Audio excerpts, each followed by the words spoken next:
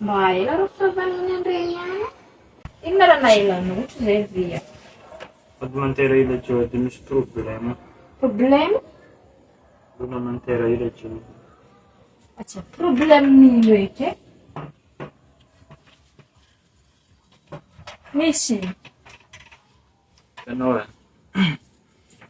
za boka nampivôtraka zanak'olo za zay 9 taona. Ke nitory amin'izay io laby. Karaha manahy jiaby faravolana amin'izay loso nagnanaovany raha io. Efa raha io vita amin'izay volan-draha io.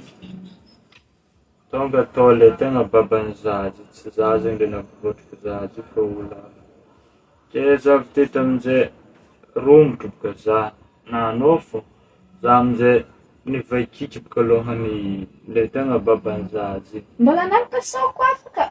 Izy vaiky lô amin'izay nitory amin'izay zare. Afaka vola 5 millions tsika ake e.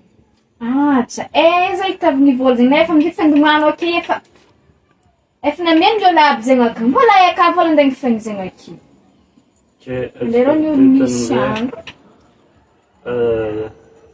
za amin'izay boka kafa nagnany hainao za olo mody fanimpanina amin'ny rahana problème be. Za mikroazy maro agny fa tsy dia zanak'olo. Afaka 5 millions ka tsika ake. Anao ty marazony masadoko nino loatra tsy a? Anao feky babisokony zegny aka fô za ampidirina aminao. Aiza nda hitanao vola 10 millions pasipasalaky. Volanao tsy boaka akagny agny, sipasipa atao agny. Anao raiky feky mitady problème zegny fa za fikifika aminahy. Gadrainy zareo agny anao a. Bisikilety igny koa mbola tavela amin'ny polisy agny. Continue. Ai feky.